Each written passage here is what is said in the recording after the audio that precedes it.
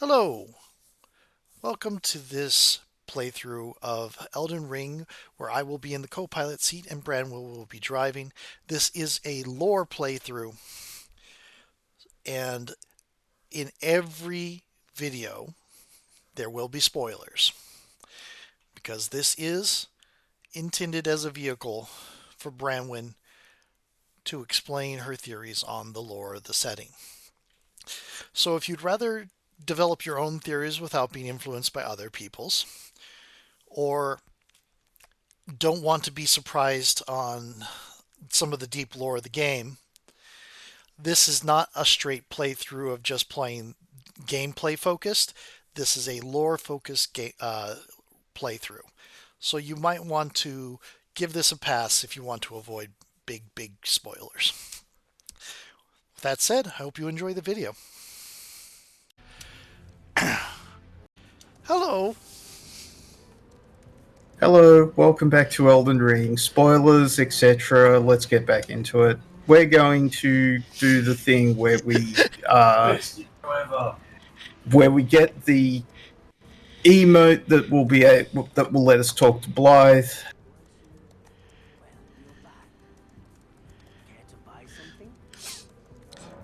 One thing I noticed on the In the Mistwood. oh I suppose he must still be skulking about. I know. Why not meet him for yourself? Next time you hear the wolves howl, make this signal right under the source. Ah, don't fret. There is nothing to fear. I just have an inkling the two of you might hit it off. huh, he's pretty clear. Yeah, yeah. Survive these lands. If the mood takes you when you meet one, then offer them some trade, won't you? My people, wanderers all have long been spurned by the grace of gold, which is why we cannot settle, but instead are forced into this pitiful, unceasing journey. But thanks to that, things are not so different for us now, though the Elden Ring is shattered. I think this makes us kindred spirits of sorts. Your people, the Tarnished, and mine. Perhaps you don't need to hear this, but see that no harm comes to my kin. We have a saying, we wanderers. Lament not your solitude. Expect no sympathy, no regard, nothing. But if anyone dares harm us, show them no mercy. That is our code, so to speak. Just the way we are. Deeply unforgiving. Interesting. Goodbye for now.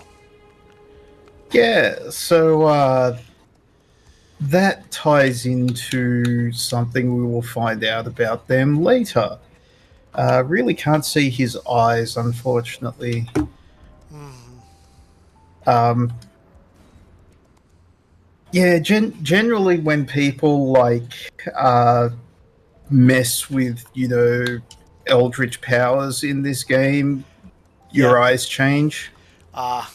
Um, and yeah, the merchants in this got something very bad done to them, and they are very upset about it and did a deal that could possibly get them revenge of a Mm. sort.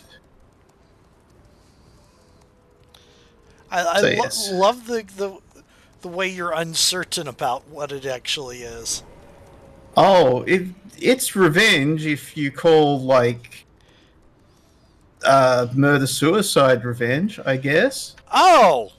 Oh. That's interesting. Yeah, so finger snap is the emote that we got off him, and we do this, and This explains a few things. Come on, lady. Ever the bloody busybody.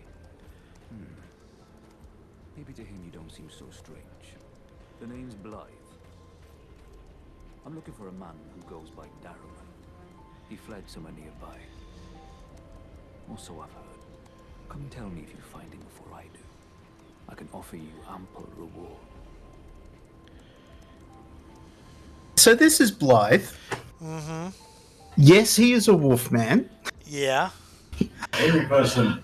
A man dog. He is very tall. 5,000 miles per hour. You were saying. No, but no, Anne was much better at it. Yes. So the things about Blaidd here. Blaidd, so looking at Dark Souls lore, Blaidd is a reference to a Dark Souls 1 character called Artorias. If you look at his armor is very, very similar to Artorias's. Artorias had a blue cloak that wrapped around his shoulders like that. It just didn't have the wolf fur. And very famously was friends with Sif. And very famously was friends with a giant wolf. He also held his sword like that. He was also a royal knight like Blaidd is. So we need to find Darrowil so that we can help Blaidd kill him, and that is easy. That is easily done. Okay.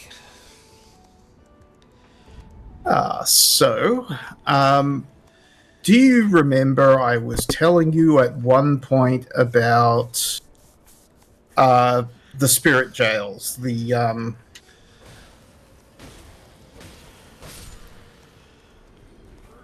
and now I can't remember exactly what they call them, of course.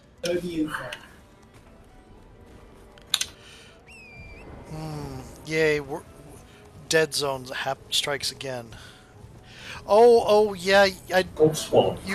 You told me about this last time we tried to do this. We did it. Everjails. Yeah. Yeah. So this is the Forlorn Hound Everjail. What is Blaidd? Blaidd is kind of a forlorn hound, but Blaidd is not occupying this jail. The person we're here to kill is Darrowil, who is also a hound knight, just of a different type. Different type. Okay. Rotting in a cell is no true justice. No. This is where it ends for you.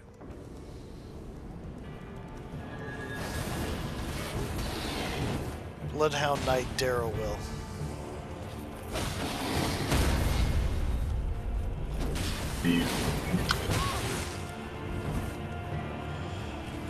Kills a button for killing Typhon. There's lots of them. Oof. Yeah, two-handed weapons hit like trucks, FYI. Yeah, that tracks. Also, I am still level 1. I was noticing that, yeah. Keep going. I won, didn't I? Yep. Did you? Did you? Right. There you are. Had to work for it, but it's done. Is that what this is called? No. Oh, good. Somber Smithing Stone. For a moment, I thought that said Somber Something Stone. Yeah. I mean, it did. Smithing. Yep. But yeah, no, Somber Smithing Stones upgrade special weapons that don't upgrade with normal smithing stones because, you know, special weapons have special abilities and regular weapons let you switch out your spirit ashes. So Got it. Depends what you want to be doing. Okay, yeah, that sounds like Laser cats have laser armor. in Titan Quest, where the blue weapons you can't enhance. The uniques you Yes. can enhance. Okay. Which they changed in Grim Dawn, thankfully. And come across a little blacksmith who's a bit on the harsh side. Tell him I sent you. Door bolts. That's enough chit-chat for now. It's time we parted ways. All right, so the thing about Blaidd is, well, several links back to the Dark Souls games. Mm-hmm. So Blaidd is a reference to Artorias. Particularly in Dark Souls 3, there was a lot made of certain things which could turn civilized knights into literal beasts. Oh. Like they would stop walking upright, start walking on all fours, and you would have a fight with a massive beast knight, basically. And that was a thing that one of the villains, Pontiff Sullivan, did to what they called the Outrider Knights, who were exiled from the city of Irithyll. Oh, this is something that people can do to you. Yes.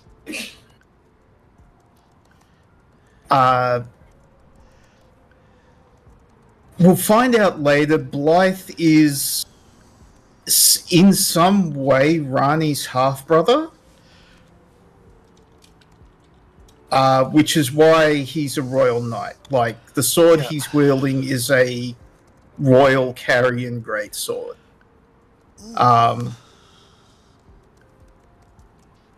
Now, Artorias, in the original Dark Souls, Artorias was one of the 4 knight captains that directly served under King Gwyn, the Lord of Sunlight. Right. Gwyn was the king of the gods, so his 4 knights were big deals. Artorias's deal was he used to go around fighting the influence of the Abyss, which was corrupting darkness that came from underground. Okay. And he eventually lost that battle, and the main character of the original Dark Souls kind of picks up where he left off, finishes the job that he couldn't finish, and then disappeared, so the credit for what he did went to Artorias.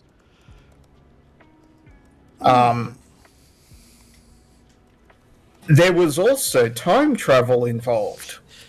I think I've heard of this DLC. Yeah.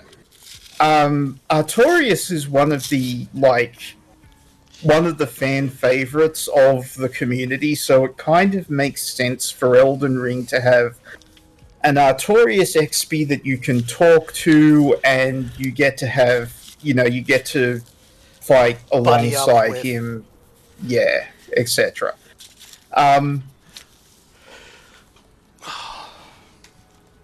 But there were 3 other captains. Right.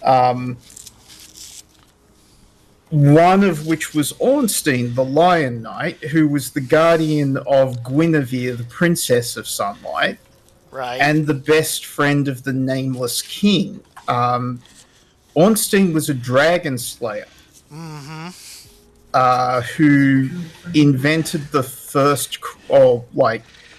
was one of the people who invented the first cross spear that was used to hunt dragons. Got it. The other 2,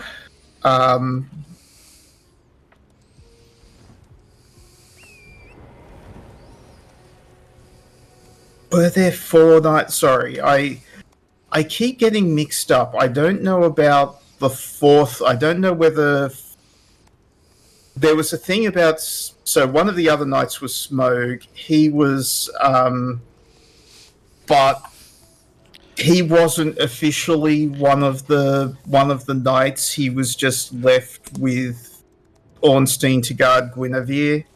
Got it. So kind of like a squire type situation? Kind of, if the squire is like a cannibal that's twice Blaidd's size. It's like Smoke was really powerful, but he was an asshole, and nobody liked him. Got it. Okay. By Dark Souls 3, one of the things that you learn is that Ornstein just abandoned his post because he couldn't stand working with Smoke anymore. Oh, God. And also, he was actually loyal to the Nameless King. Let's go and talk to Garang. I like the design of this portal. Yeah.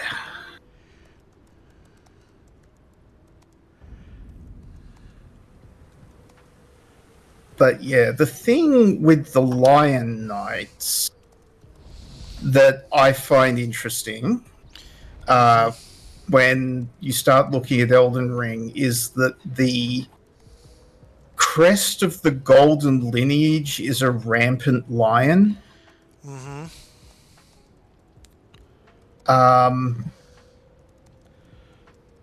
Okay, let's feed the massive beast person. This can't go wrong.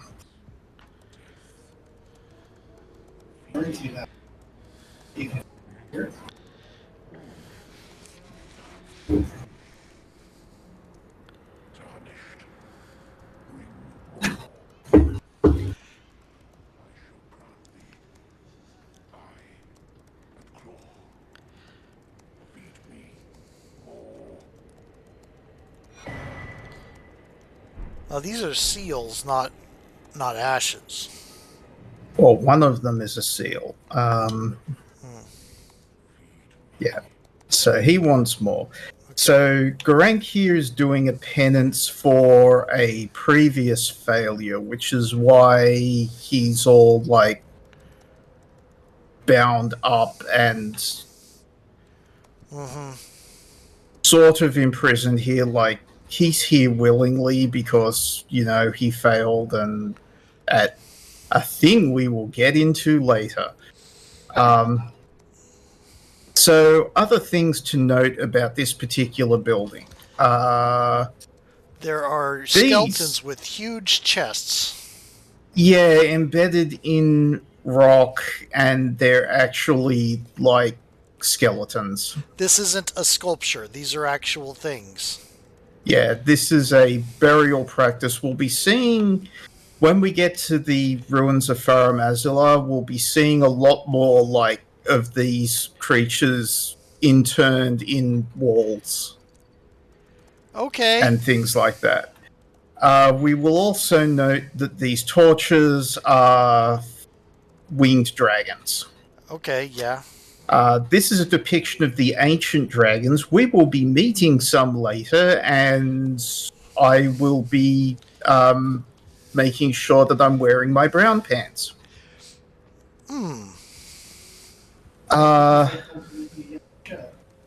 Yeah. Will he kill you if you walk past him? Oh, he will super kill me if I walk past him. Like, I am so nothing to him right now. We are here. That's where we were. I am so out of my level zone. Yeah. But yeah, so this this building, we can actually see if we go over here a bit. You know, there's more like skeletons entombed in rock. You can see there. Roughly the same size as Gronk, I notice. Yes.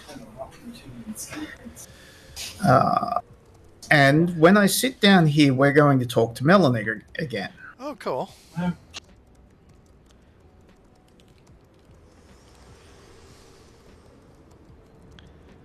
Forgive me. I've been testing you to determine if the Elden Ring would truly have you. If you had the mettle to endure this long and arduous path. It seems my worries were unfounded. Torrent had your measure from the very start, whereas I merely pretended. There is but one other thing I can do to offer you guidance.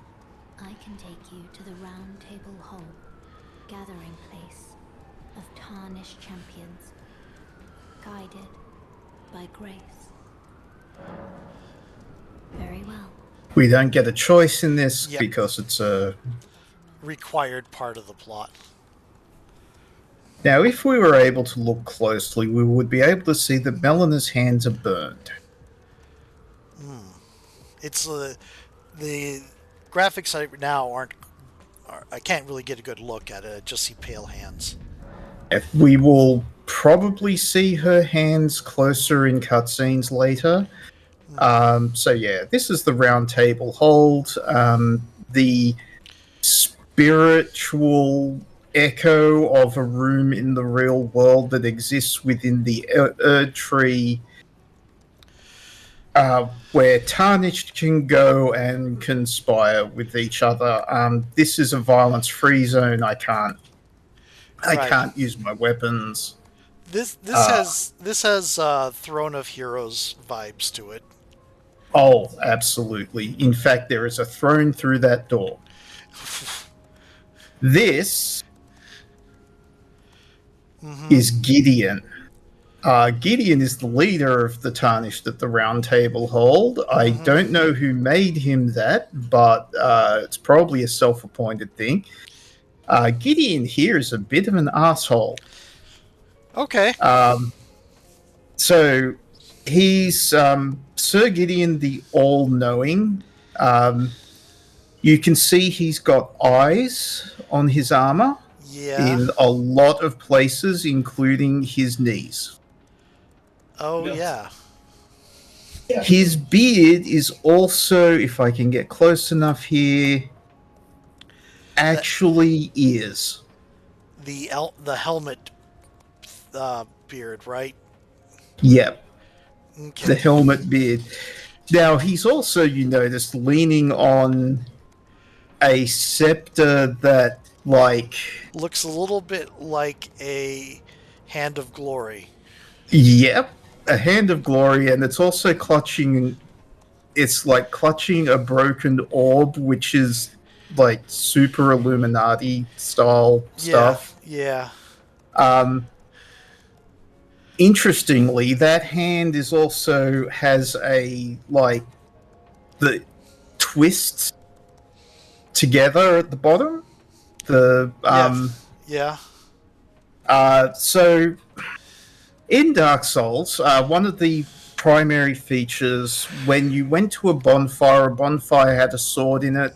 They were called coiled swords because the quote-unquote blade, it was actually more of a, red-hot poker, was twisted around. And that sort of twisting is, like, everywhere in the Lands Between. So when we see it here, there are references to, like, to the coiled swords all over the place. Cool. And... helixes and all of that sort of stuff. Spoilers. Yes. So...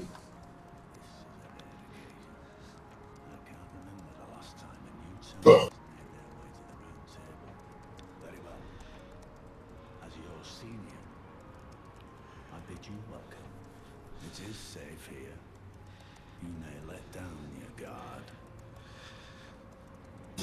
Also, he is only pretending to be old. Yeah, okay. Give a shit. As your senior, you are a mere visitor to the Round Table. Nothing more. A house guest. Both of those characters technically are. Earn their keep. Remember your place. Newcomer. Yes, I'm instantly Left to say. happy with anybody who starts off telling me to know my place. Yeah, no, it's almost like we live in an aristocracy. Yeah. So Welcome to the Terms Roundtable. of pay. I'm Corin, a man of the cloth. I teach incantations, the strength granted us by the two fingers. I explore the secrets of the Golden Order, so that one day, That would be helpful. the tarnished of the Roundtable hold should become Elden Lord. Yes. I might counsel them, ensuring order regains its proper form, righting rule over men. By the way, do you still see it? The guidance of grace. You do. Wonderful news. Most tarnished are blind to it these days. You are something of a rare breed. Well, what do you say? Care to learn an incantation of the two fingers? Oh, I sure do. Let's study incantations, and I'm going to windmill slam learning catch flame. Does that is that like a fireball or is it flaming sword type thing? It is burning hands. Ah, okay, okay. So he is a prophet. So one of the interesting things about being a person of faith in the lands between is if you get good at it, you start seeing visions of the future. Okay. And if you start seeing visions of the future, you're going to see a vision of the Erd tree burning, Oh no. which is the Golden Order is the first cardinal sin. So they blind you and then kick you out on your ass.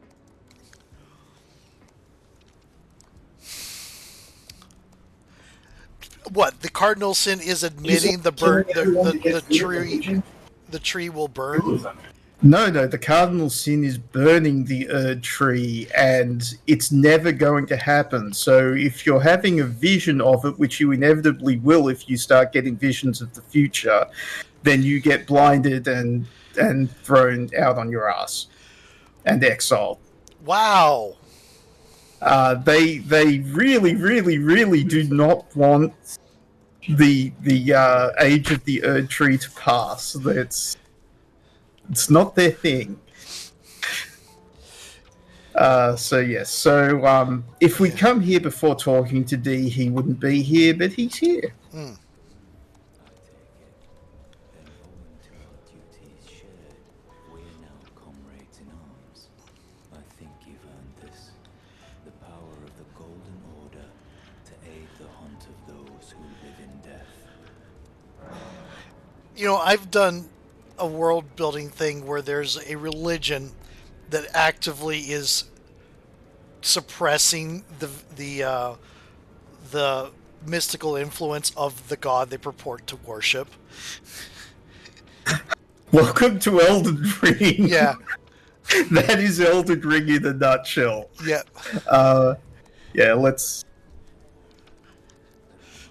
This crooked land to rights.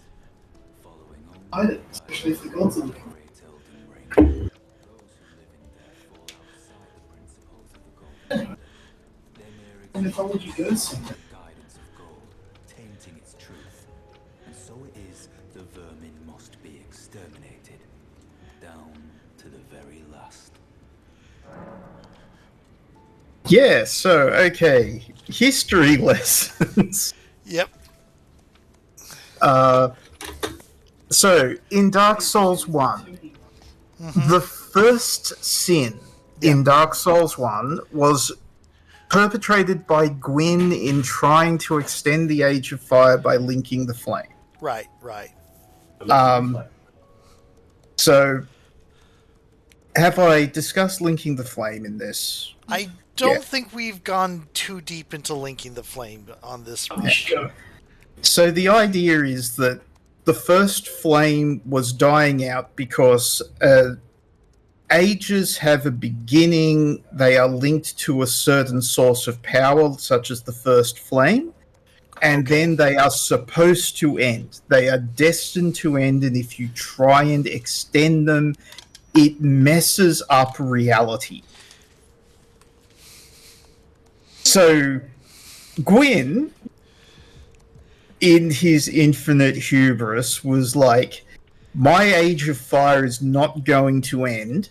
I am going to feed my soul into the first flame in order to extend it for long enough that we can trick humans into going, like powerful humans, into going and sacrificing themselves to the first flame continuously so that we can steadily feed it and the Age of Fire will go on forever.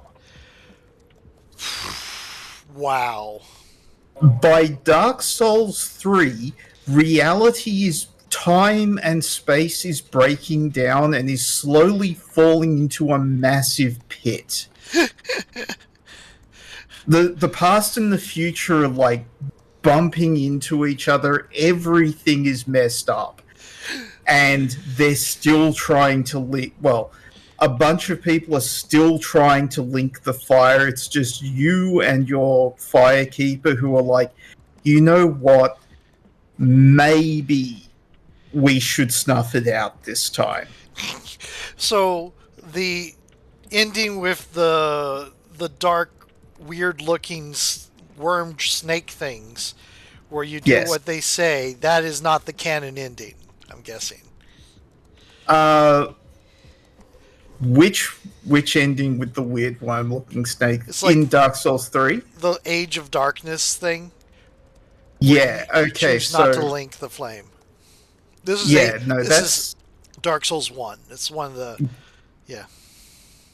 oh yes, Dark Souls 1's canon ending is you link the fire and accidentally